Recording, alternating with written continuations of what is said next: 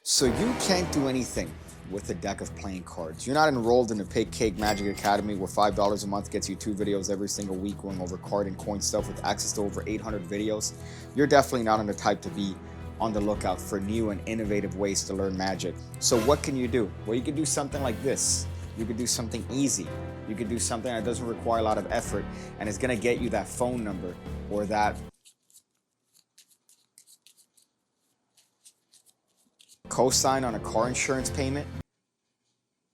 So we're going to spread the cards out and have the spectator select any card they want. Let's say they select that one. That card goes back into the middle of the deck, lost forevermore, and you carry on shuffling just like you were before. At this point, you ask the spectator if they have a magic word that they happen to know. If the spectator happens to give you an answer, they happen to tell you, yes, I know of a magic word. If they happen to say no, you say, well, there's a magic word that you might not necessarily be aware of, sir. And it's your own name. So you've actually shuffled these cards before we started very thoroughly. However, I have to say that I think even then, we're still going to be able to carry on with this particular experiment, sir.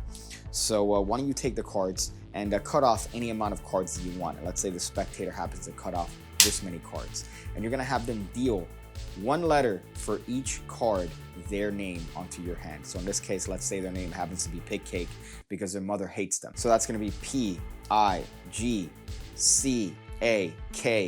and finally E. On the E, one card, your card, the Ace of Diamonds.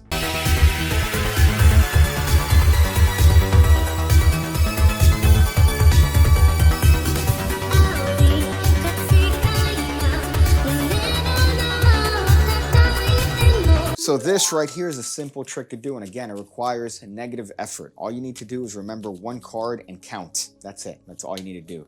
So all you have to do for this particular trick is find out what your participant's name is. Now, some people might wonder how it is that you could do such an arduous task, and here's a very simple way of doing it. Hi, my name is Pigcake. Hi, I'm Joe Biden's husband. And now you have their name and you could do the trick. So first things first, we're gonna have them shuffle the cards and mix them up as they want. You're gonna take the deck back and you're gonna note what the bottom card is. In this case, the bottom card is the 8 of Diamonds. Now we're gonna spread the cards and have the spectator pick any card they want. Let's say they happen to pick the Ace of Diamonds. Again, oh boy, what a coincidence. Now, while they're looking at this particular card, all you have to do is make sure to cut the cards so that now this card, which is the original bottom card of the deck, is going to be in your right hand. Now, if you want to be fancy and do a little bit of a kick cut, that's up to you. But if you want, you could just hold the cards as if you're going to do an overhand shuffle and just simply ask the spectator to place the card back on the left-handed part. Now, if you are a clever cat, you happen to notice that when the spectator places the card back in that position, because you've looked at this card, you know that when you place the cards together, their card is going to be next to the card that you memorized. So right now you could cut the cards as many times as you want. This looks like an overhand shuffle, but all I'm doing is just simply cutting the cards. So right now I'm shuffling the cards and they think that the deck is being mixed. Really, I'm only cutting the cards. So right now all you have to do is spread the cards face up as you tell the spectator, oh boy, this is a really shuffled deck. All I'm looking for here is the card that I've memorized, which is the 8 of Diamonds. I know the card directly to the right of it is going to be the Ace of Diamonds, which is going to be the spectator's card, the card they picked. And now all I have to do is counting the spectator's card. I have to push one card for each letter of their name. So let's say their name happens to be Pigcake. Well, I'm going to count P-I-G-C-A-K-E. And right here on this last card, I'm just going to take those cards and cut it to the back, just like this. So I'm doing this as I tell the spectator, oh boy, you really mixed up the cards. The cards are definitely mixed. I'm not sure if this is going to work. We'll give it a try anyways. So now I've made sure that their card is exactly down in the deck as many as their name. So when they deal to their name, one card for each letter, it's going to come to their card. Another little bit of a layer of deception here is you're going to have the spectator cut off any number of cards they want. So you're going to say, do me a favor, just cut off as many cards as you want and place those in your hand. It's going to give the spectator one more choice. However, really, it doesn't matter. It doesn't matter. It's a decision that doesn't matter. But they're not going to realize that because they are retards. So here you're going to have them cut off as many cards as they want and you're going to have them hold it as if they're going to deal.